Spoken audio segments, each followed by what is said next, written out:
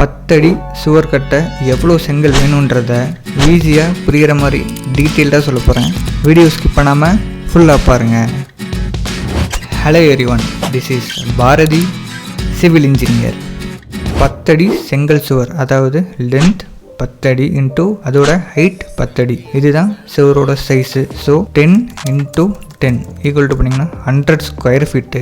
SQFTன்றது square feet. இந்த square ஃபீட்டை தான் SQFTன்னு ஷார்ட்டாக சொல்லுவாங்க. ஃபஸ்ட்டு ஒரு செங்கல் எவ்வளோ ஸ்கொயர் ஃபீட்டுன்னு தெரிஞ்சால் ஒரு ஸ்கொயர் ஃபீட்டுக்கு எவ்வளோ செங்கல் வேணுன்றது தெரிஞ்சிடும். ஒரு ஸ்கொயர் ஃபீட்டுக்கு எவ்வளோ செங்கல் வேணுன்றது தெரிஞ்சால் 100 ஸ்கொயர் ஃபீட்டுக்கு எவ்வளோ செங்கல் வேணுன்றது தெரிஞ்சிடும். இந்த 3 பாயிண்ட் தான் மெயினு.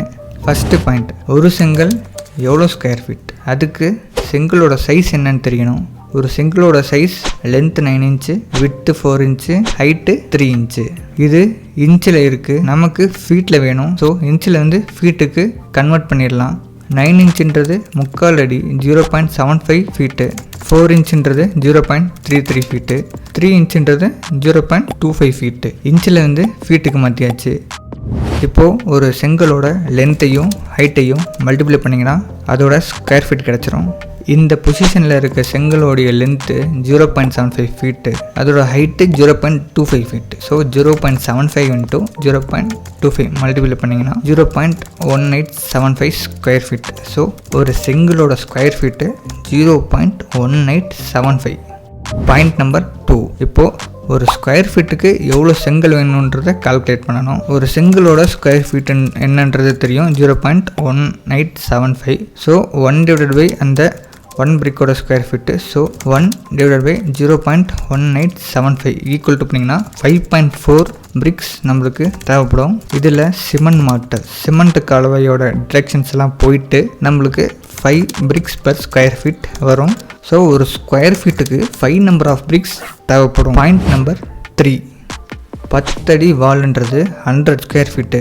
ஸோ நம்மளுக்கு ஒரு ஸ்கொயர் ஃபீட்டுக்கு எவ்வளோ பிரிக்ஸ் வேணுன்றது தெரியும். அதை இன்ட்டு 100 ஸ்கொயர் ஃபீட் பண்ணிங்கன்னா 500 நம்பர் ஆஃப் பிரிக்ஸ் தேவைப்படும். அதில் வேஸ்டேஜ் 10% ஆட் பண்ணிங்கன்னா 500 + 50 equal to 550 number of bricks நம்மளுக்கு தேவைப்படும். இது 4 இன்ச் வால்க்கு. அவுட்ரு வால், மெயின் வால்ஸ் இதெல்லாமே 9 இன்ச் வால் தான். நம்மளுக்கு 4.5 இன்ச்சுக்கு 550 நம்பர் ஆஃப் பிரிக்ஸ் தேவைப்படுதுன்னா 9 இன்ச் வால்க்கு அது அப்படியே டபுளாக தேவைப்படும். ஸோ 550 × 2 டைம்ஸ் போட்டிங்கன்னா 1100 நம்பர் ஆஃப் பிரிக்ஸ் நம்மளுக்கு மெயின் வால்க்கு தேவைப்படும்.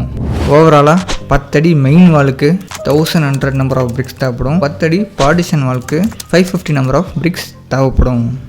சிம்பிளாக சொன்னால் பாயிண்ட் நம்பர் 1, ஒரு செங்கல் எவ்வளோ square feet, 0.1875 square feet. Point number 2, ஒரு ஸ்கொயர் ஃபீட்டுக்கு எவ்வளோ செங்கல் தேவைப்படும், 5 நம்பர் ஆஃப் பிரிக்ஸ் தேவைப்படும்.